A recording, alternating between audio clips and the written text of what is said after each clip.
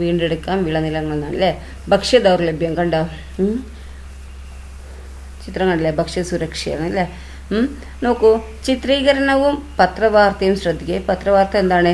ഭക്ഷ്യസുരക്ഷാ ബിൽ ലോക്സഭ പാസ്സാക്കി അല്ലേ. ന്യൂഡൽഹി ഭക്ഷ്യസുരക്ഷാ ബിൽ ലോക്സഭ പാസ്സാക്കി.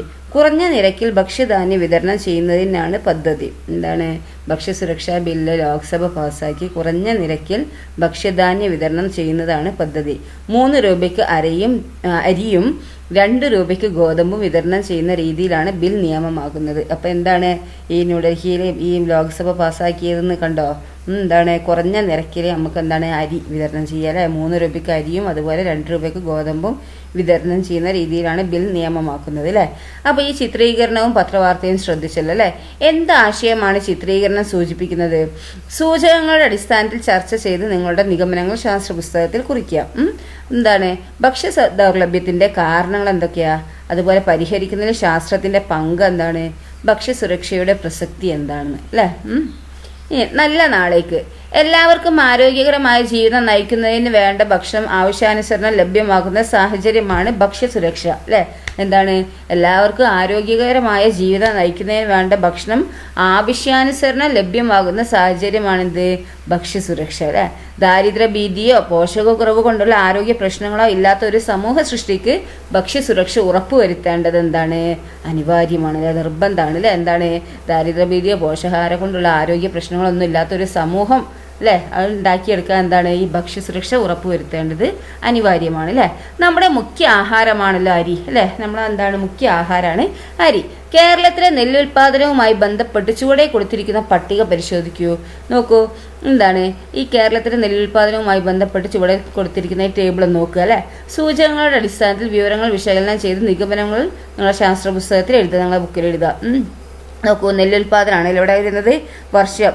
പിന്നെ ഇവിടെ എന്താണ് 1971 കാലഘട്ടത്തിൽ എന്താണ് കൃഷിയിടത്തിൻ്റെ വിസ്തൃതി എത്രയുണ്ടായിരുന്നത്? ലക്ഷം ഹെക്ടറിൽ 8.75 അല്ലേ, ലക്ഷം ഹെക്ടറിലിരുന്ന് കൃഷിയിടത്തിൻ്റെ വിസ്തൃതി ഉണ്ടായത് അല്ലേ.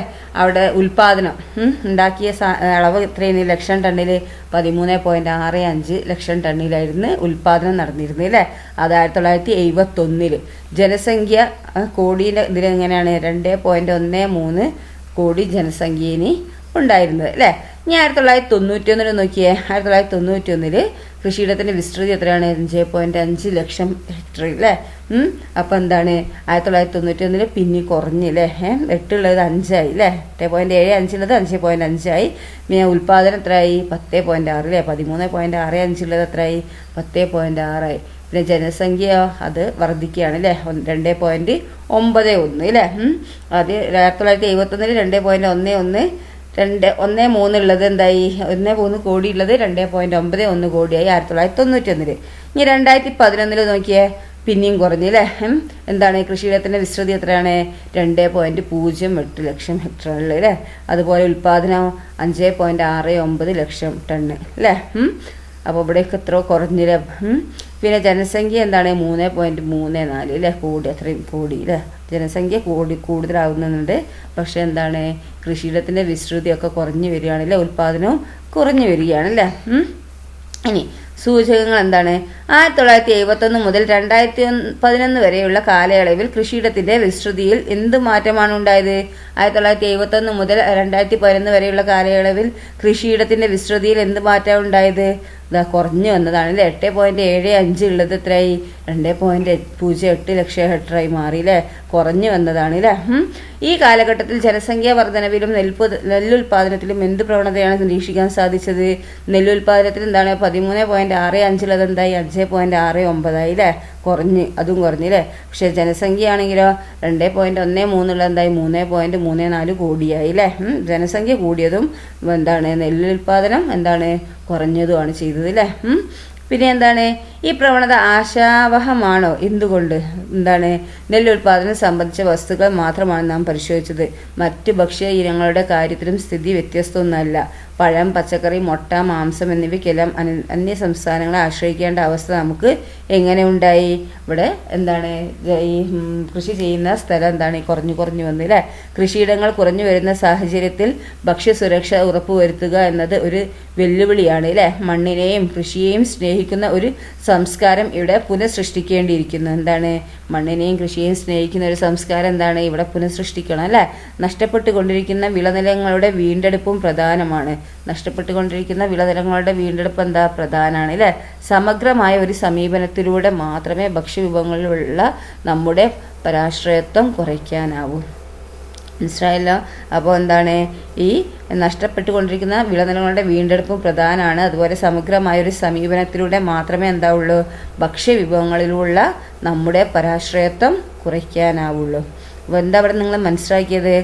ഇവിടെ എന്താണ് കൃഷിയിടത്തിൻ്റെ വിസ്തൃതി എന്താണ് കുറഞ്ഞു വരികയാണ്. 1971 8.75 ലക്ഷം ഹെക്ടർ ഉള്ളത് എന്തായി 2011 2.08 ലക്ഷം ഹെക്ടറായി മാറിയില്ലേ? എത്രയോ കുറവ് വന്നില്ലേ? അതേപോലെ ഉൽപ്പാദനം എത്രയായി 13.65 ലക്ഷം ടണ്ണുള്ളത് എത്രയായി 5.69 ലക്ഷം ടണ്ണായി മാറി 2011 ആയപ്പോഴത്തേനും. പിന്നെ ജനസംഖ്യയാണെങ്കിലോ അത് വർദ്ധിച്ചതാണ് അല്ലേ? 2.13 കോടി ഉള്ളത് 3.34 കോടിയായി മാറി 2011 ആയപ്പോഴത്തേനും അല്ലേ? അപ്പോൾ നമ്മൾ എന്താക്കണം? ഇവിടെ നമ്മൾ നഷ്ടപ്പെട്ടുകൊണ്ടിരിക്കുന്ന വിളനിലങ്ങളുടെ വീണ്ടെടുപ്പ് നമുക്ക് എന്താണ് ഉണ്ടാക്കണം അല്ലേ? പിന്നെന്താ ഇവിടെ പറയുന്നത് നോക്കൂ. നമ്മളിപ്പോൾ എല്ലാത്തിലും അന്യ സംസ്ഥാനങ്ങളെ ആശ്രയിക്കേണ്ട ഒരു ഗതിയാണ് വന്നിരിക്കുന്നത് അല്ലേ? കാർഷിക മേഖലയിലെ പ്രതിസന്ധികൾ എന്തൊക്കെയാണ്? കൃഷി ഉപജീവനമാക്കിയവർ നേരിടുന്ന പ്രതിസന്ധികൾ എന്തെല്ലാം? ഈ കൃഷി ചെയ്യുന്ന ആൾക്കാർക്ക്, അതായത് കൃഷി ഉപജീവന മാർഗമാക്കിയവർ നേരിടുന്ന പ്രശ്നങ്ങൾ എന്തൊക്കെയാണെന്നാണ് ചോദിച്ചിരിക്കുന്നത്. എന്തൊക്കെയാണ് ഇവിടെ? എന്താണ് ഇടനിലക്കാരുടെ ചൂഷണം അല്ലേ? ഇവരെ കൃഷി ചെയ്തിട്ട് എന്താണ് വിൽക്കുമ്പോൾ എന്താണ് ഇടനിലക്കാരുടെ ചൂഷണം ഉണ്ട്. പിന്നെ കാലാവസ്ഥ മാറ്റം, കാലാവസ്ഥ മഴ, വെയിൽ, പിന്നെ വെള്ളപ്പൊക്കം അങ്ങനെയൊക്കെ പ്രശ്നം വരുമ്പോൾ ഒക്കെ പ്രശ്നമാണ് അല്ലേ? വില നഷ്ടം, പിന്നെ എന്താണ് വില നഷ്ടത്തിന് കൊടുക്കേണ്ടി വരും. ഉൽപാദന ചെലവ് അല്ലേ? അവർക്ക് ഉണ്ടാക്കുമ്പോൾ എന്താണ് ഈ അതിനുള്ള ചിലവുണ്ട് അല്ലേ? ആ ചിലവ്, പിന്നെ വിള നശിച്ചു പോവുക, പിന്നെ സ്ഥലപരിമിതി അല്ലേ? സ്ഥലം കുറവുള്ളത്, പരിസ്ഥിതി നാശവും ആരോഗ്യ പ്രശ്നങ്ങളും, ഇതൊക്കെയാണ് എന്ത് ഈ കൃഷി ചെയ്യുന്ന ആൾക്കാരെന്താണ് പ്രതിസന്ധികൾ നേരിടുന്നത് അല്ലേ? ചിത്രത്തിലെ സൂചനകൾ ഉപയോഗിച്ചും കൂടുതൽ വിവരങ്ങൾ ചേർത്തും ഒരു കുറിപ്പ് തയ്യാറാക്കുക. ഇതൊക്കെ വെച്ചിട്ട് നിങ്ങൾ എന്താക്കുക? നിങ്ങൾക്കറിയുന്ന കൃഷിക്കാരുണ്ടാവും അല്ലേ? ചിലർ അച്ഛന്മാർ തന്നെ കൃഷിക്കാരായിരിക്കും. അപ്പം എന്താണ് അവരോടൊക്കെ ചോദിച്ചിട്ട് എന്താണ് ഈ കൂടുതൽ വിവരങ്ങൾ, കൃഷിക്കാരെ കുറിച്ചുള്ള കൂടുതൽ വിവരങ്ങൾ ചേർത്തൊരു കുറിപ്പ് തയ്യാറാക്കുക കേട്ടോ. ഈ ചിത്രത്തിലുള്ള സൂചനകൾ ഉപയോഗിച്ചും ചെയ്യാം. കൃഷിയോടുള്ള സമീപനം കൂടുതൽ ശാസ്ത്രീയമായാൽ പല പ്രശ്നങ്ങളും മറികടക്കാവുന്നതല്ലേ അല്ലേ? കൃഷിയോടുള്ള സമീപനം കൂടുതൽ എന്താണ് ശാസ്ത്രീയമാക്കുക. അപ്പോൾ പല പ്രശ്നങ്ങളും മറികടക്കുന്നതാണ് അല്ലേ? ഓരോ പ്രശ്നവും മറികടക്കാനുള്ള സാധ്യതകൾ നമുക്ക് പരിശോധിക്കാം. നമുക്ക് പരിശോധിക്കാം അല്ലേ? നോക്കാം. ചുവടെ നൽകിയ കുറിപ്പ് സൂചകങ്ങളുടെ അടിസ്ഥാനത്തിൽ ചർച്ച ചെയ്യുക. കൂട്ടുകാരുമായി ചേർന്ന് നിഗമനങ്ങൾ ശാസ്ത്ര പുസ്തകത്തിൽ എഴുതുക. എന്താണ് ചുവടെ നൽകിയ കുറിപ്പ് എന്താക്കുക? സൂചനകളുടെ അടിസ്ഥാനത്തിൽ ചർച്ച ചെയ്യുക. എന്നിട്ട് എന്താക്കുക? നിങ്ങൾ അതിൻ്റെ നിഗമനത്തിലെത്തിയിട്ട് നിങ്ങൾ സയൻസ് ബുക്കിൽ എഴുതുക, കെമിസ്ട്രി ബുക്കിൽ എഴുതുക. എന്താണ്? ഭക്ഷ്യസുരക്ഷയ്ക്ക് ആധാരം വളക്കൂറുള്ള മണ്ണ് അല്ലേ? ഭക്ഷ്യസുരക്ഷയ്ക്ക് എന്താണ് ആധാരം? എന്താണ്? വളക്കൂറുള്ള മണ്ണാണ് അല്ലേ? സസ്യങ്ങളുടെ ശരിയായ വളർച്ചയ്ക്ക് വിവിധങ്ങളായ 20ഓളം മൂലകങ്ങൾ ആവശ്യമാണ്. സസ്യങ്ങളുടെ ശരിയായ വളർച്ചയ്ക്ക് എന്താണ്? വിവിധങ്ങളായ 20ഓളം മൂലകങ്ങൾ എന്താണ് ആവശ്യമാണ് അല്ലേ? പിന്നെ ഇവയെ അവശ്യ മൂലകങ്ങൾ, അതായത് എസെൻഷ്യൽ എലമെൻറ്റ്സ് എന്ന് പറയുന്നത് എന്താണ്? ഇവിടെ സസ്യങ്ങളുടെ ശരിയായ വളർച്ചയ്ക്ക് എന്താ വിവിധങ്ങളായ 20ഓളം മൂലകങ്ങൾ ആവശ്യമാണ്. ഇവയെ എന്താണ് അവശ്യ മൂലകങ്ങൾ എന്ന് പറയുന്നത് അല്ലേ? എന്തൊക്കെയാണ്? Carbon, hydrogen, oxygen, nitrogen, phosphorus, potassium, sulphur എന്നിവ അവശ്യ മൂലകങ്ങൾക്ക് ഉദാഹരണങ്ങളാണ് അല്ലേ? അപ്പോൾ അവശ്യ മൂലകങ്ങൾക്ക് ഉദാഹരണം ഏതാണ്? എസെൻഷ്യൽ എലമെൻറ്റ്സിന് എക്സാമ്പിൾ ഏതൊക്കെയാണ്? Carbon, hydrogen, oxygen, nitrogen, phosphorus, potassium, sulphur. ഇത് പഠിക്കണം കേട്ടോ. അപ്പോൾ അവശ്യ മൂലകങ്ങൾക്ക് ഉദാഹരണങ്ങൾ ഏതാണെന്ന് ചോദിച്ചാൽ ഇത് എഴുതാം അല്ലേ? Carbon, hydrogen, oxygen, nitrogen, phosphorus, potassium, sulphur. അപ്പോൾ നമുക്ക് ഇതിനെ വേണമെങ്കിൽ ചോംസ് എന്നാക്കാം അല്ലേ? എന്തൊക്കെയാണ്? C carbon, hydrogen, oxygen, oxygen, N nitrogen, പിന്നെ പി ഫോസ്ഫറസ്, ഒരു പിയും കൂടി ഉണ്ട്, പൊട്ടാസ്യം സൾഫർ അല്ലേ. ചോംസ് എന്ന് കണ്ട് ഷോർട്ടാക്കിയൊക്കെ അത് പഠിക്കുക. അപ്പോൾ ചോംസ് എന്തൊക്കെയാണെന്ന് ആലോചിച്ച് നോക്കുക. എന്താണ്? Carbon, hydrogen, oxygen, nitrogen, phosphorus, potassium, പിന്നെ സൾഫർ അല്ലേ. എന്നിവ എന്താണ്? അവശ്യമൂലകങ്ങൾക്ക് ഉദാഹരണമാണ് കേട്ടോ. എന്താണ്? ചോംസ് കേട്ടോ. ആലോചിച്ച് നോക്കുക. ചോംസ് എന്നുള്ളത് അവശ്യമൂലകങ്ങൾ ഏതൊക്കെയാണെന്ന് ചോദിച്ചാൽ എന്താണ്? ചോംസ് കേട്ടോ. അത് മനസ്സിലാക്കി വെക്കുക. നമ്മൾ ഷോർട്ട് പഠിക്കാൻ വേണ്ടിയിട്ടാണ് കേട്ടോ. ഓക്കെ. അപ്പോൾ എന്താണ്? അവശ്യമൂലകങ്ങൾക്കുള്ള ഉദാഹരണമാണ് ഇത് ചോംസ്. ഓക്കെ. അപ്പോൾ ഏതൊക്കെയാണ്? Carbon, hydrogen, oxygen, nitrogen, phosphorus, potassium, sulphur അല്ലേ. ഈ മൂലകങ്ങൾ മണ്ണിൽ സ്വാഭാവികമായി ലഭ്യമാകുന്നത് സൂക്ഷ്മജീവികൾ നടത്തുന്ന ജീർണ പ്രവർത്തനം വഴിയാണ്. അപ്പോൾ എന്താണ്? ഈ മൂലകങ്ങൾ എന്താണ്? മണ്ണിൽ ഉണ്ടാകുന്നത് അല്ലേ. ഉണ്ടാകുന്നത് എങ്ങനെയാണ്? ഈ നമുക്ക് സൂക്ഷ്മജീവികൾ അല്ലേ, അത് നടത്തുന്ന എന്താണ്? ജീർണന പ്രവർത്തനം വഴിയാണ്. കൃഷിയിടങ്ങളിൽ പയർവർഗ്ഗ സസ്യങ്ങൾ വളർത്തുന്നത് കൊണ്ടുള്ള പ്രയോജനങ്ങൾ നിങ്ങൾ മനസ്സിലാക്കിയിട്ടുണ്ടാകുമല്ലോ അല്ലേ. എന്താണ്? കൃഷിയിടങ്ങളിൽ പയർവർഗ്ഗ സസ്യങ്ങൾ വളർത്തുന്നത് കൊണ്ടുള്ള പ്രയോജനം നിങ്ങൾ മനസ്സിലാക്കിയിട്ടുണ്ടാകുമല്ലോ. ഇതുകൂടാതെ കൃത്യമായ വളപ്രയോഗം വഴിയും മണ്ണിൻ്റെ ഫലപുഷ്ടി വർദ്ധിപ്പിക്കാവുന്നതാണ്. എന്താണ് ഇവിടെ പറയുന്നത്? നോക്കൂ മക്കളെ. എന്താണ്? കൃഷിയിടങ്ങളിൽ പയർവർഗ്ഗ സസ്യങ്ങൾ വളർത്തുന്നത് കൊണ്ടുള്ള പ്രയോജനം നിങ്ങൾ മനസ്സിലാക്കിയിട്ടുണ്ടാവും അല്ലേ.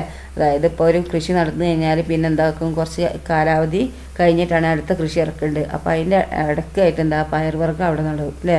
അപ്പോൾ ആ പയർ കിട്ടിയതിന് ശേഷമാണ് പിന്നെ എന്താക്കുന്നത്? അടുത്ത കൃഷി നടത്തുന്നത് അല്ലേ. അപ്പോൾ ഈ കൃഷിയിടങ്ങളിൽ എന്താണ്? പയർവർഗ്ഗ സസ്യങ്ങൾ വളർത്തുന്നത് കൊണ്ടുള്ള ഇത് പയർവർഗ്ഗത്തിൻ്റെ അതൊക്കെ ഉണ്ടാവും അവിടെ, പിന്നെ എരിഞ്ഞ് അവിടെ ഒരു വളമായി മാറുകയാണ് അല്ലേ. അപ്പോൾ അതിൻ്റെ പ്രയോജനങ്ങൾ മനസ്സിലാക്കിയിട്ടുണ്ട് അല്ലേ. ഇത് കൂടാതെ കൃത്യമായ വളപ്രയോഗം വഴിയും മണ്ണിൻ്റെ ഫലപുഷ്ടി വർദ്ധിപ്പിക്കാവുന്നതാണ് അല്ലേ. ഇത് കൂടാതെ എന്താണ്? കൃത്യമായ വളപ്രയോഗം വഴിയും എന്താണ്? മണ്ണിൻ്റെ ഫലപുഷ്ടി വർദ്ധിക്കാവുന്നതാണ്. മണ്ണിൻ്റെ pH മൂല്യവും സസ്യ വളർച്ചയെ സ്വാധീനിക്കുന്ന ഒരു പ്രധാന ഘടകമാണ്. മണ്ണിൻ്റെ pH മൂല്യവും അതുപോലെ സസ്യ വളർച്ചയെ സ്വാധീനിക്കുന്നത് എന്താണ്? ഒരു പ്രധാന ഘടകമാണ് അല്ലേ. സസ്യ വളർച്ചയെ സ്വാധീനിക്കുന്ന ഒരു പ്രധാന ഘടകമാണ് എന്ത്? ഈ മണ്ണിൻ്റെ pH മൂല്യം. മണ്ണിലടങ്ങിയ മൂലകങ്ങളുടെ അളവും pH മൂല്യവും മണ്ണ് പരിശോധനയിലൂടെ തിരിച്ചറിയാനാവും. അങ്ങനെയാണ് മണ്ണിലടങ്ങിയ മൂലകങ്ങളുടെ അളവും അതുപോലെ മണ്ണിൻ്റെ ഈ pH മൂല്യമൊക്കെ എന്താണ്? എങ്ങനെ തിരിച്ചറിയുക? ആ മണ്ണ് പരിശോധിക്കുമ്പോൾ നമുക്ക് മനസ്സിലാവും. ബാക്ടീരിയകൾ, കുമിളകൾ, ആൽഗകൾ, ചിതൽ, മണ്ണിര തുടങ്ങിയ വിവിധ ജീവിവർഗ്ഗങ്ങൾ മണ്ണിൻ്റെ ഫലപുഷ്ടി വർദ്ധിപ്പിക്കാൻ സഹായിക്കുന്നു. അപ്പോൾ ഇവിടെ ഉള്ള ബാക്ടീരിയയും അതുപോലെ കുമിളുകളും ആൽഗകളും ചിതലും മണ്ണിരയൊക്കെ എന്താണ്? ഈ ജീവിവർഗ്ഗങ്ങളൊക്കെ എന്താണ്? മണ്ണിൻ്റെ ഫലപുഷ്ടി വർദ്ധിപ്പിക്കാൻ സഹായിക്കുന്ന ജീവികളാണ് അല്ലേ. അപ്പം മണ്ണിൻ്റെ ഫലപുഷ്ടി വർദ്ധിപ്പിക്കാൻ സഹായിക്കുന്ന ജീവികൾ ഏതൊക്കെയാണെന്ന് ചോദിച്ചാൽ ഏതൊക്കെ എഴുതാം നമുക്ക്? ബാക്ടീരിയകൾ, കുമിളുകൾ, ആൽഗകൾ, ചിതൽ, മണ്ണിര തുടങ്ങിയ ജീവിവർഗ്ഗങ്ങളാണ് മണ്ണിൻ്റെ ഫലപുഷ്ടി വർദ്ധിപ്പിക്കാൻ സഹായിക്കുന്നത് അല്ലേ. ഈ സൂചകങ്ങൾ എന്താണ്? മണ്ണിലെ മൂലകങ്ങളുടെ സ്വാഭാവിക ലഭ്യത ഉറപ്പുവരുത്തുന്നതിൽ സൂക്ഷ്മജീവികളുടെ പങ്ക് എന്താണ്? മണ്ണിലെ മൂലകങ്ങളുടെ സ്വാഭാവിക ലഭ്യത ഉറപ്പുവരുത്തുന്നതിൽ സൂക്ഷ്മജീവികളുടെ പങ്കെന്ത്? മണ്ണിലെ മൂലകങ്ങളുടെ സ്വാഭാവിക ലഭ്യത ഉറപ്പുവരുത്തുന്ന സൂക്ഷ്മജീവികളുടെ പങ്കെന്ത്? മണ്ണ് പരിശോധന നടത്തേണ്ടതിൻ്റെ ആവശ്യകത എന്ത്? pH മൂല്യം കാണാൻ അല്ലേ. പിന്നെ അതുപോലെ മികച്ച വിളവിന് വളപ്രയോഗം ആവശ്യമായി വരുന്നത് എന്തുകൊണ്ട്? മണ്ണിൻ്റെ ഫലപുഷ്ടി വർദ്ധിക്കാൻ കർഷകർ പലതരം വളങ്ങൾ ഉപയോഗിക്കാറുണ്ട് അല്ലേ. മണ്ണിൻ്റെ ഫലപുഷ്ടി വർദ്ധിക്കാൻ കർഷകർ പലതരം വളങ്ങൾ ഉപയോഗിക്കാറുണ്ട്. രാസവളം, ജൈവവളം, പച്ചിലവളം എന്നിവ നിങ്ങൾക്ക് പരിചിതമാണല്ലോ. ഈ വളമൊക്കെ നിങ്ങൾ കേട്ടിട്ടുണ്ടാവും അല്ലേ. രാസവളം എന്നും ജൈവവളം എന്നും പച്ചിലവളം എന്നൊക്കെ ഉള്ളത് നിങ്ങൾ പരിചിതമാണ്. ചുവടെ നൽകിയ ചിത്രം നിരീക്ഷിക്കുക. എന്താണ് ജീവാണുവളം? മെച്ചപ്പെട്ട വിളവിന് ജീവാണുവളം? കൃഷിഭവനിൽ അവിടെ എഴുതി വെച്ചാണല്ലേ. അപ്പോൾ എന്താണ് ജീവാണുവളം? സംശയം തീർക്കാൻ കൃഷി ഉദ്യോഗസ്ഥരെ സമീപിച്ച് ഗീതുവിന് ലഭിച്ച ലഘുലേഖ വായിക്കൂ. വളം തരുന്ന ജീവാണുക്കൾ. മണ്ണിൻ്റെ ഫലപുഷ്ടി വർദ്ധിപ്പിക്കാൻ സഹായിക്കുന്ന സൂക്ഷ്മജീവികൾ അടങ്ങിയ പദാർത്ഥങ്ങളാണ് ജീവാണുവളങ്ങൾ. ജീവാണുക്കളുടെ സാന്നിധ്യം മണ്ണിലെ സസ്യ വളർച്ചയ്ക്ക് ആവശ്യമായ ഘടകങ്ങളുടെ അളവ് കൂട്ടാൻ സഹായിക്കുന്നു. മണ്ണിൽ നൈട്രജന്റെ അളവ് കൂട്ടുന്നതിനായി റൈസോബിയം, അസറ്റോബാക്ടർ, അസോസ്പെറില്ലം, പൈറില്ലം തുടങ്ങിയ ബാക്ടീരിയകളെയും അസോള എന്ന ജലസസ്യത്തെയും ഉപയോഗിക്കാം. അപ്പം ഈ മണ്ണിന്റെ ഫലപുഷ്ടി വർദ്ധിപ്പിക്കാൻ സഹായിക്കുന്ന സൂക്ഷ്മ ജീവികൾ അടങ്ങിയ പദാർത്ഥങ്ങളാണിത് ജീവാണുവളങ്ങൾ. അപ്പൊ ജീവാണുവളം എന്ന് പറഞ്ഞാൽ എന്താണ്? മണ്ണിന്റെ ഫലപുഷ്ടി ഉണ്ട് അല്ലേ? ഫലപുഷ്ടി ഉണ്ടെങ്കിൽ എന്താവുള്ളൂ? ഈ ചെടികളൊക്കെ വളരുള്ളൂ അല്ലേ? അപ്പൊ ആ ഫലപുഷ്ടി വർദ്ധിക്കാൻ സഹായിക്കുന്ന ഈ സൂക്ഷ്മ ജീവികൾ അടങ്ങിയ പദാർത്ഥങ്ങളാണിത് ജീവാണുവളങ്ങൾ. ജീവാണുക്കളുടെ സാന്നിധ്യം മണ്ണിലെ സസ്യ വളർച്ചയ്ക്ക് ആവശ്യമായ ഘടകങ്ങളുടെ അളവ് കൂട്ടാൻ സഹായിക്കുന്നു. ഈ ജീവാണുക്കളുടെ സാന്നിധ്യം എന്താണ്? മണ്ണിലെ സസ്യ വളർച്ചയ്ക്ക് ആവശ്യമായ ഈ പ്ലാന്റ്സ് ഒക്കെ, അതായത് ചെടികളൊക്കെ വളരാൻ ആവശ്യമായ ഘടകങ്ങളുടെ അളവ് കൂട്ടാൻ സഹായിക്കുന്ന എന്താണ്? ഈ ജീവാണുക്കളാണ് അല്ലേ? മണ്ണിൽ നൈട്രജന്റെ അളവ് കൂടുന്നതിനായി റൈസോബിയം, അസറ്റോബാക്ടർ, അസോസ്പൈറില്ലം തുടങ്ങിയ ബാക്ടീരിയകളെയും അസോള എന്ന ജലസസ്യത്തെയും ഉപയോഗിക്കുക. എന്താണ്? മണ്ണിൽ നൈട്രജന്റെ അളവ് കൂട്ടുന്നതിനായി എന്തൊക്കെയാണ് വെക്കേണ്ടത്? ആ റൈസോബിയവും അസറ്റോബാക്ടറും അസോസ്പെറില്ലം തുടങ്ങിയ ബാക്ടീരിയകളെയും എന്താണ്? അസോള എന്ന ജലസസ്യത്തെയും ഉപയോഗിക്കാം. പിന്നെ എന്താ ശ്രദ്ധിക്കേണ്ട കാര്യങ്ങൾ എന്താണ്? ശ്രദ്ധിക്കേണ്ട കാര്യങ്ങൾ മണ്ണിൽ ജൈവവള ലഭ്യത ഉറപ്പുവരുത്തണം. എന്താണ്? മണ്ണിൽ ജൈവവള ലഭ്യത ഉറപ്പുവരുത്തണം. മതിയായ ജലസേചനം ഉണ്ടാകണം. മതിയായ ജലസേചനം, വെള്ളമൊക്കെ ഉണ്ടായിരിക്കണം അല്ലേ? രാസവളവും രാസകീടനാശിനികളും ഉപയോഗിക്കരുത്. രാസവളവും രാസകീടനാശിനികളും ഒന്നും ഉപയോഗിക്കാൻ പാടില്ല. ഈ മുൻകരുതലുകൾ പാലിച്ചാൽ മാത്രമേ സൂക്ഷ്മജീവികൾക്ക് മണ്ണിൽ നിലനിൽക്കാൻ കഴിയുള്ളൂ. ഇതൊക്കെ ഉണ്ടായിരിക്കണം അല്ലേ? എന്നാലേ എന്താക്കുള്ളൂ? ആ സൂക്ഷ്മജീവികൾക്ക് മണ്ണിൽ നിലനിൽക്കാൻ കഴിയുള്ളൂ. എന്നാലേ എന്താണ്? ഫലപുഷ്ടിയുള്ള മണ്ണ് നമുക്ക് കിട്ടുള്ളൂ അല്ലേ? ദെൻ അശാസ്ത്രീയമായ വളപ്രയോഗം എന്തെല്ലാം പ്രത്യാഘാതങ്ങൾ ഉണ്ടാകും? അശാസ്ത്രീയമായ വളപ്രയോഗം എന്തെല്ലാം പ്രശ്നങ്ങളാണ് ഉണ്ടാക്കുന്നത്? തന്നിരിക്കുന്ന സൂചനകളുടെ അടിസ്ഥാനത്തിൽ ചർച്ച ചെയ്യാം. മണ്ണിന്റെ ഘടന, മണ്ണിലെ സൂക്ഷ്മജീവികൾ, ആരോഗ്യ പ്രശ്നങ്ങൾ, സാമ്പത്തിക ഘടകങ്ങൾ. ഈ വിഷയത്തിൽ കർഷകരെ ബോധവൽക്കരിക്കാൻ ഒരു പ്രദർശനം സംഘടിപ്പിക്കാൻ അല്ലേ? അപ്പോൾ മണ്ണിന്റെ ഘടന എന്താണ്? അശാസ്ത്രീയമായ വളപ്രയോഗം എന്താണ്? എന്തൊക്കെ പ്രശ്നങ്ങൾ ഉണ്ടാക്കുക? മണ്ണിലെ സൂക്ഷ്മജീവികളൊക്കെ നശിച്ചു പോകും അല്ലേ? പിന്നെ ആരോഗ്യ പ്രശ്നങ്ങൾ ഉണ്ടാവും. പിന്നെ സാമ്പത്തിക ഘടകങ്ങളും തന്നെ കൂടുതലായിരിക്കും അല്ലേ? അപ്പം ഇതൊക്കെ വെച്ചിട്ട് നിങ്ങൾ എന്താക്കുക? ഒരു ചർച്ച ചെയ്യാം. ഇനി കീടങ്ങളെ നിയന്ത്രിക്കാൻ കർഷകർ അഭിമുഖീകരിക്കുന്ന മറ്റൊരു പ്രധാന പ്രശ്നമാണല്ലോ കീടങ്ങളുടെ ആക്രമണം അല്ലേ? കീടങ്ങളൊക്കെ ആക്രമിക്കും അല്ലേ?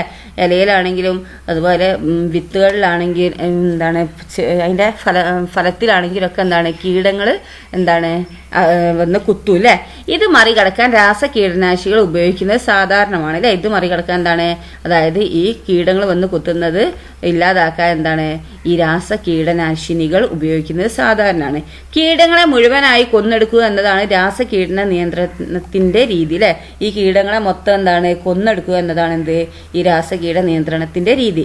എന്നാൽ കീടങ്ങൾ അതിജീവന ശേഷി നേടുന്നതോടെ വീര്യം കൂടിയ കീടനാശിനികൾ കൂടുതൽ അളവിൽ ഉപയോഗിക്കേണ്ടി വരുന്നു. അപ്പൊ നമ്മൾ ചെറിയ വീര്യം കുറഞ്ഞതിൽ നമ്മൾ ഉപയോഗിക്കുമ്പോൾ എന്താണ്, അത് അതിജീവന ശേഷി നേടും അല്ലേ? അത് ചാവൂല ചിലതൊന്നും. പിന്നെ എന്താക്കുക, അതിൽ കുറച്ച് കൂടി വീര്യം കൂടിയ കീടനാശിനികൾ എന്താക്കും നമ്മൾ കൂടുതൽ അളവിൽ ഉപയോഗിക്കേണ്ടി വരുന്നു. രാസകീടനാശിനികളുടെ അമിതമായ പ്രയോഗം ഒട്ടനവധി പാരിസ്ഥിതി ആരോഗ്യ പ്രശ്നങ്ങളും ഉയർത്തുന്നുണ്ട് അല്ലേ? രാസകീടനാശിനികളുടെ അമിതമായ പ്രയോഗം എന്താണ്, ഒട്ടനവധി പാരിസ്ഥിതിക ആരോഗ്യ പ്രശ്നങ്ങളും ഉയർത്തുന്നുണ്ട്. ഈ പത്രവാർത്ത ശ്രദ്ധിക്കൂ. ക്യാൻസർ രോഗികൾ പെരുകുന്നു. തിരുവനന്തപുരം. രാസകീടനാശിനികളുടെ വ്യാപകമായ ഉപയോഗം ക്യാൻസർ ബാധിതരുടെ എണ്ണത്തിലുണ്ടായ വർധനവിന്റെ ഒരു പ്രധാന കാരണമായി സംശയിക്കപ്പെടുന്നു. ഭൂഗർഭജലത്തിൽ വരെ കൂടിയ അളവിൽ കീടനാശിനികളുടെ സാന്നിധ്യം കണ്ടെത്താനായത് ആശങ്ക സൃഷ്ടിക്കുന്നുണ്ട് അല്ലേ? എന്താണ്, ഈ രാസകീടനാശിനികളുടെ വ്യാപകമായ ഉപയോഗം എന്താ, ക്യാൻസർ ബാധിതരുടെ എണ്ണം കൂടുന്നുണ്ട് അല്ലേ?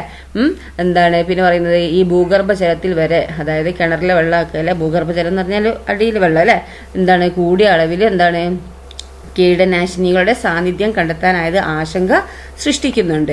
ഈ സാഹചര്യത്തിൽ പ്രകൃതിക്കും ആരോഗ്യത്തിനും ദോഷകരമല്ലാത്ത കീടനിയന്ത്രണ മാർഗങ്ങൾ അവലംബിക്കേണ്ടതില്ലേ?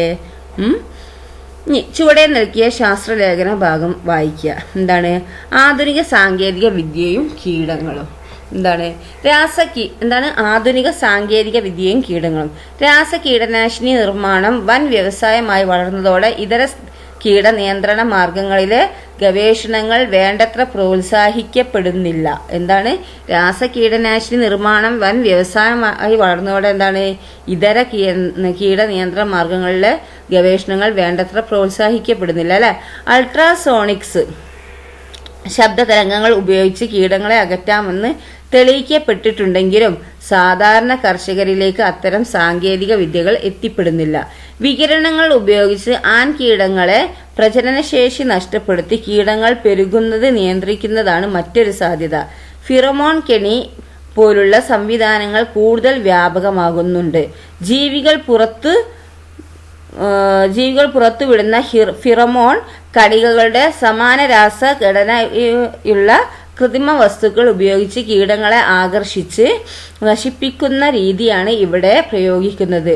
ഫിറമോൺ കണികകൾ കാറ്റും ചൂടും ഏറ്റ് ബാഷ്പീകരിക്കപ്പെടുന്നതും ഫിറമോൺ കണികകൾ കാറ്റും ചൂടും ഏറ്റ് ബാഷ്പീകരിക്കപ്പെടുന്നതും വെള്ളത്തിൽ ലയിച്ചു ചേരുന്നതിനും ഇതിന്റെ പോരായ്മയാണ്. എന്നാൽ രാസഭൗതിക മാറ്റങ്ങൾക്ക് വിധേയമല്ലാത്ത ഫിറമോൺ കെണികൾ ആധുനിക സാങ്കേതിക വിദ്യയുടെ സഹായത്തോടെ ഇന്ന് തയ്യാറാക്കാൻ കഴിയും. അതാണെന്ത് ഈ ആധുനിക സാങ്കേതിക വിദ്യയും കീടങ്ങളും. ഓക്കെ, നോക്കൂ, കീടങ്ങളും പ്രകൃതിദത്ത ശത്രുക്കളും എന്തുകൊണ്ടാണ് ചില കീടങ്ങൾ ക്രമാതീതമായി പെരുകുന്നത്? അവയെ ഇരയാക്കുന്ന ജീവികളുടെ എണ്ണത്തിലുണ്ടാകുന്ന കുറവ് ഇതിനൊരു പ്രധാന കാരണമാണല്ലേ. കീടങ്ങൾ എന്താണ് അത് തിന്നുന്ന ജീവികളുണ്ട് അല്ലേ, ആ ജീവികളുടെ എണ്ണത്തിലുണ്ടാകുന്ന കുറവ് ഇതിന്റെ പ്രധാന കാരണമാണ്. കീടങ്ങളെ ഭക്ഷണമാക്കുന്നവയെയും കീടങ്ങൾക്ക് രോഗം പരത്തുന്ന ജീവികളെയും കീടങ്ങളിൽ പരാതമായി ജീവിക്കുന്നവരെയും കീടങ്ങളുടെ പ്രകൃതിദത്ത ശത്രുക്കൾ എന്ന് വിളിക്കാം. എന്താണ് ഇവിടെ പറയുന്നത്? കീടങ്ങളെ ഭക്ഷണമാക്കുന്നവയെയും അതുപോലെ കീടങ്ങൾക്ക് രോഗം പരത്തുന്ന ജീവികളെയും കീടങ്ങളിൽ പരാതമായി ജീവിക്കുന്നവയെയും കീടങ്ങളുടെ പ്രകൃതിദത്ത ശത്രുക്കൾ എന്ന് വിളിക്കാം. കീട നിയന്ത്രണത്തിന് ഈ ജീവികളുടെ സേവനം കൃഷിയിൽ ഫലപ്രദമായി പ്രയോജനപ്പെടുത്താം. കീടങ്ങളുടെ പ്രകൃതിദത്ത ശത്രുക്കൾ എന്ന് വിളിക്കുന്നത് കീടങ്ങളെ ഭക്ഷണമാക്കുന്നവയും കീടങ്ങൾക്ക് രോഗം പരത്തുന്ന ജീവികളെയും കീടങ്ങളിൽ പരാതമായി ജീവിക്കുന്നവയും കീടങ്ങളുടെ പ്രകൃതിദത്ത ശത്രുക്കൾ എന്ന് വിളിക്കുക അല്ലെ. കീട നിയന്ത്രണത്തിന് ഈ ജീവികളുടെ സേവനം കൃഷിയിൽ ഫലപ്രദമായി പ്രയോജനപ്പെടുത്താം അല്ലെ. കീട നിയന്ത്രണത്തിന് ഈ ജീവികളുടെ സേവനം നമുക്ക് പ്രയോജനപ്പെടുത്താം. നോക്കൂ, ഈ പക്ഷി പിന്നെ തവള അതുപോലെ അതൊക്കെ കീടങ്ങളെ തിന്നുന്നതാണ് അല്ലെ. സംയോജിത കീട നിയന്ത്രണ മാർഗം, ഇന്റഗ്രേറ്റഡ് പെസ്റ്റ് മാനേജ്മെന്റ് IPM. മുഴുവൻ കീടങ്ങളെയും കൊന്നെടുക്കാൻ ശ്രമിക്കുക എന്നതിന് പകരം കീടങ്ങളുടെ പെരുകൽ തടയുകയും വിളനഷ്ടം ഉണ്ടാകാത്ത അവസ്ഥയിലേക്ക് കീടങ്ങളുടെ എണ്ണം പരിമിതപ്പെടുത്തുകയും ചെയ്യുക എന്നതാണ് സംയോജിത കീട നിയന്ത്രണ രീതിയുടെ അടിസ്ഥാന തത്വം. എന്താണ് അടിസ്ഥാന തത്വം? മുഴുവൻ കീടങ്ങളെയും കൊന്നെടുക്കാൻ ശ്രമിക്കുക എന്നതിന് പകരം കീടങ്ങളുടെ പെരുകൽ തടയുകയും വിളനഷ്ടം ഉണ്ടാക്കാത്ത അവസ്ഥയിലേക്ക് കീടങ്ങളുടെ എണ്ണം പരിമിതപ്പെടുത്തുകയും ചെയ്യുക എന്നതാണ് സംയോജിത കീട നിയന്ത്രണ രീതിയുടെ അടിസ്ഥാന തത്വം. രാസ കീടനാശിനി പ്രയോഗം പരമാവധി കുറച്ച് ജൈവ കീടനാശിനികൾ, മിത്രകീടങ്ങൾ, യാന്ത്രിക കീടനിയന്ത്രണം തുടങ്ങിയ നിയന്ത്രണ മാർഗങ്ങൾ ആവശ്യാനുസരണം തെരഞ്ഞെടുത്ത് ഉപയോഗിക്കുക വഴി ആവാസ വ്യവസ്ഥയ്ക്ക് കോട്ടം തട്ടാതെ കീടനിയന്ത്രണം സാധ്യമാക്കുന്ന രീതിയാണിത്. അപ്പൊ എന്താ പറഞ്ഞത്? ഈ രാസ കീടനാശിനി പ്രയോഗം പരമാവധി കുറയ്ക്കുക, എന്നിട്ട് ജൈവ കീടനാശിനികൾ,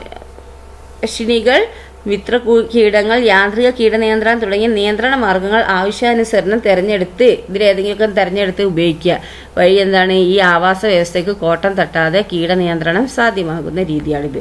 പരിസ്ഥിതിയെ നശിപ്പിക്കാത്ത തരത്തിലുള്ള കീടനിയന്ത്രണ മാർഗങ്ങളാണ് അഭികാമ്യം. പരിസ്ഥിതിയെ നശിപ്പിക്കാത്ത തരത്തിലുള്ള കീടനിയന്ത്രണ മാർഗങ്ങളാണെന്ത്? അഭികാമ്യം. നല്ലത് അല്ലെ. സംയോജിത കീടനിയന്ത്രണം കൊണ്ടുള്ള മെച്ചങ്ങൾ പട്ടികയാക്കാം. കൃഷി ആദായകരമല്ലാതാകുന്നതിന്റെ പ്രധാന കാരണങ്ങളിൽ ഒന്നെന്താ? കൃഷിക്ക് വേണ്ടി വരുന്ന കൂടിയ മുതൽ മുടക്കാണ് അല്ലെ. വിത്തിനും വളത്തിനും കീടനാശിനിക്കും വേണ്ടി വൻ തുക മുടക്കേണ്ടി വരുന്നത് കർഷകന് സാമ്പത്തിക ബാധ്യത ഉണ്ടാക്കുന്നു അല്ലെ. മണ്ണിന്റെ ഫലപുഷ്ടി കുറഞ്ഞു വരികയും അതിജീവനശേഷിയുള്ള കീടങ്ങൾ പെരുകുകയും ചെയ്യുമ്പോൾ കൂടുതൽ വളവും കീടനാശിനികളും ഉപയോഗിക്കേണ്ടി വരുന്നു. അപ്പോൾ ഇവിടെ എന്താ പറയുന്നത് നോക്കൂ, കൃഷി ലാഭമല്ലാത്തതിന്റെ പ്രധാന കാരണം എന്താണ്? കൃഷിക്ക് വേണ്ടി വരുന്ന കൂടിയ മുതൽ മുടക്കാണ് അല്ലെ. കൂടുതൽ പൈസയാണ് അല്ലെ, അതിന് ഉണ്ടാക്കാൻ വേണ്ടി പൈസ ഇറക്കുന്നതാണ്. വിത്തിനും വളത്തിനും കീടനാശിനിക്കും വേണ്ടി വലിയ പൈസ തന്നെ മുടക്കേണ്ടി വരുന്നുണ്ട് അല്ലെ കർഷകന്. അപ്പൊ സാമ്പത്തിക ബാധ്യത ഉണ്ടാകുന്നുണ്ട് അയാൾക്ക് അല്ലെ. മണ്ണിന്റെ ഫലപുഷ്ടി കുറഞ്ഞു വരികയും അതിജീവനശേഷിയുള്ള കീടങ്ങൾ പെരുകുകയും ചെയ്യുമ്പോൾ കൂടുതൽ വളവും കീടനാശിനികളും ഉപയോഗിക്കേണ്ടി വരുന്നു. വളത്തിന്റെ രാസകീടനാശിനിയുടെയും അമിതമായ ഉപയോഗം താൽക്കാലിക ലാഭം നൽകുമെങ്കിലും ക്രമേണ കൃഷിയിടം മൃതഭൂമിയായി മാറില്ലേ. വളത്തിൻ്റെയും രാസകീടനാശിനിയുടെയും കൂടുതലുള്ള ഉപയോഗം എന്താണ്, നമുക്ക് താൽക്കാലിക ലാഭം കിട്ടുമെങ്കിൽ എന്താണ് ആ കൃഷിയുടെ എന്താവും, ഒന്നിനും പറ്റാത്തൊരവസ്ഥയിലേക്ക് ആ കൃഷിയുടെ മാറും. ഈ സാഹചര്യത്തിലാണ് സുസ്ഥിര കൃഷി എന്ന ആശയം പ്രസക്തമാകുന്നത്. ഈ സാഹചര്യത്തിലാണ് എന്ത്, സുസ്ഥിര കൃഷി എന്ന ആശയം പ്രസക്തമാകുന്നത്. വളവും കീടനാശിനികളും ഉൾപ്പെടെ പുറമേ നിന്നുള്ള വസ്തുക്കളുടെ ഉപയോഗം കുറച്ച് സംയോജിത കൃഷിയിലൂടെ ഒന്നിന്റെ അവശിഷ്ടം മറ്റൊന്നിന് വളമായി നൽകുന്ന രീതിയാണ് ഇവിടെ പ്രയോഗിക്കുന്നത്. എന്താണ് ഇവിടെ പറയുന്നത്, വളവും കീടനാശിനികളും ഉൾപ്പെടെ പുറമേ നിന്നുള്ള വസ്തുക്കളുടെ ഉപയോഗം കുറച്ച് സംയോജിത കൃഷിയിലൂടെ ഒന്നിന്റെ അവശിഷ്ടം മറ്റൊന്നിന് വളമായി നൽകുന്ന രീതിയാണ് ഇവിടെ പ്രയോഗിക്കുന്നത്. ഈ രീതി പിന്തുടരുന്ന കൃഷിയിടത്തിന്റെ വൈവിധ്യമാർന്ന വിളകൾ ഉണ്ടാവും. ഒന്നും മാലിന്യമായി അവശേഷിക്കുകയില്ല. ഭക്ഷ്യവിളകൾക്ക് മുൻതൂക്കം നൽകുന്നതിലൂടെ വിപണി ആശ്രയത്വം കുറയ്ക്കാനും ഈ മേഖലയിലെ വിലക്കയറ്റത്തിൽ നിന്ന് രക്ഷ നേടാനും കഴിയും. നാടൻ ഇനങ്ങളെ വളർത്തുന്നതിലൂടെ ജൈവ വൈവിധ്യ സംരക്ഷണവും സാധ്യമാകും. ഇനി മാറുന്ന കാഴ്ചപ്പാടുകൾ എന്താണ്, വർദ്ധിച്ചു വരുന്ന ജനസംഖ്യക്ക് അനുസൃതമായ കാർഷികോൽപാദനം വർദ്ധിപ്പിക്കാനുള്ള ശ്രമങ്ങളുടെ ഭാഗമായിട്ടാണ് അത്യുൽപാദന ശേഷിയുള്ള വിത്തിനങ്ങൾ വൻതോതിൽ പ്രചരിക്കപ്പെട്ടത്. എന്താണ്, വർദ്ധിച്ചു വരുന്ന ജനസംഖ്യക്ക് അനുസൃതമായി കാർഷികോൽപാദനം വർദ്ധിപ്പിക്കാൻ കാർഷികോൽപാദനം വർദ്ധിപ്പിക്കാനുള്ള ശ്രമങ്ങളുടെ ഭാഗമായിട്ടാണ് എന്ത്, അത്യുൽപാദന ശേഷിയുള്ള വിത്തിനങ്ങൾ വൻതോതിൽ പ്രചരിക്കപ്പെട്ടത്. ഇതോടൊപ്പം വളങ്ങളുടെയും കീടനാശിനികളുടെയും ഉപയോഗവും വ്യാപകമായി അല്ലേ. അപ്പോൾ ഇതോടൊപ്പം തന്നെ എന്തായി, വളങ്ങളുടെയും കീടനാശിനികളുടെയും ഒക്കെ ഉപയോഗം എന്താ വ്യാപകമായി അല്ലേ. വിത്തും വളവും എല്ലാം പുറമേ നിന്ന് കൃഷിയിടത്തിലേക്ക് വരുന്നതാകയാൽ അല്ലേ, വിത്തും വളമൊക്കെ എന്താ പുറമേ നിന്ന് വരികയാണ് അല്ലേ നമ്മുടെ കൃഷിയിലേക്ക്. ഈ രീതിയെ HEIA high external input agriculture എന്ന് വിളിക്കാം. എന്നാൽ ആരോഗ്യത്തെയും പരിസ്ഥിതിയെയും പ്രതികൂലമായി ബാധിക്കുന്നതിൻ്റെയും വർദ്ധിച്ച ചെലവിൻ്റെയും പേരിൽ ഈ കൃഷിരീതി വിമർശിക്കപ്പെട്ടു അല്ലേ. എന്താണ്, ഇത് ആരോഗ്യത്തെയും പരിസ്ഥിതിയെയും പ്രതികൂലമായി ബാധിക്കുന്നുണ്ട് അല്ലേ. അപ്പോൾ എന്താണ്, അത് വർദ്ധിച്ച ചെലവിൻ്റെയും പേരിൽ എന്താണ് ഈ കൃഷിയെ വർദ്ധിച്ച ചെലവിൻ്റെയും ഈ കൃഷിരീതി വിമർശിക്കപ്പെട്ടില്ല അതിൻ്റെ പേരിൽ. പുറമേ നിന്നുള്ള വസ്തുക്കളുടെ ഉപയോഗം പരമാവധി കുറച്ചുകൊണ്ടുള്ള കൃഷിയെ സുസ്ഥിരമാകൂ എന്ന കാഴ്ചപ്പാടിൽ ഊന്നിയുള്ള LEISA ലീസ അല്ലേ, low external input sustainable agriculture എന്ന രീതിക്ക് വ്യാപകമായ അംഗീകാരം ലഭിച്ചു. അടിയന്തര ഘട്ടത്തിൽ മാത്രം വളങ്ങളും കീടനാശിനികളും നിയന്ത്രിതമായ അളവിൽ ഉപയോഗപ്പെടുത്തുന്ന ഈ രീതിയുടെ അടുത്ത ഘട്ടമായി ലക്ഷ്യമാക്കുന്നത് ഒന്നിൻ്റെ അവശിഷ്ടം മറ്റൊന്നിന് വളമാകുന്ന സ്വയം പര്യാപ്തമായ പുറമേ നിന്ന് ഒന്നും പ്രയോഗിക്കേണ്ടതില്ലാത്ത NEISA no external input sustainable agriculture എന്ന സാധ്യതയാണ് കേട്ടോ. അപ്പോൾ എന്താണ് നീസി എന്താണ്, ഇത് ഒരു പുറമേ നിന്നുള്ള വസ്തുക്കളുടെ ഉപയോഗം പരമാവധി കുറച്ചുകൊണ്ടുള്ള കൃഷിയെ സുസ്ഥിരമാകുക എന്ന കാഴ്ചപ്പാടിൽ ഊന്നിയുള്ള ലീസ എന്ന രീതി. ഓക്കെ, അതാണ് വ്യാപകമായി അംഗീകാരം ലഭിച്ചത്. പിന്നെ എന്താ അവിടെ പറയുന്നത് നോക്കൂ, ഈ നീസ എന്താണ്, അടിയന്തര ഘട്ടത്തിൽ മാത്രം വളങ്ങളും കീടനാശിനികളും നിയന്ത്രിതമായ അളവിൽ ഉപയോഗപ്പെടുത്തുന്ന ഈ രീതിയുടെ അടുത്ത ഘട്ടമായി എന്താണ് നിൽക്കുന്നത്, ഒന്നിൻ്റെ അവശിഷ്ടം മറ്റൊന്നിനെ വളമാകുന്ന സ്വയം പര്യാപ്തമായ പുറമേ നിന്നൊന്നും പ്രയോഗിക്കേണ്ടതില്ലാത്ത നീസ എന്ന സാധ്യതയാണ് അല്ലേ. എന്താണ് ഇനി അടുത്ത സാധ്യത എന്താണ്, നീസ അല്ലേ. നീസ എന്താണ്, പുറമേ നിന്ന് അല്ലേ എന്താണ് ഒന്നിൻ്റെ അവശിഷ്ടം മറ്റൊന്നിന് വളമാകുന്ന സ്വയം പര്യാപ്തമായ പുറമേ നിന്ന് ഒന്നും പ്രയോഗിക്കേണ്ടതില്ലാത്ത നീസ എന്ന സാധ്യതയാണ് അല്ലേ. അപ്പം ഇതുവരെ എടുത്ത ഭാഗങ്ങളൊക്കെ നന്നായി മനസ്സിലാക്കുക കേട്ടോ. അടുത്ത ഭാഗം ടീച്ചർ അടുത്ത വീഡിയോയിൽ അപ്ലോഡ് ചെയ്യുന്നതായിരിക്കും.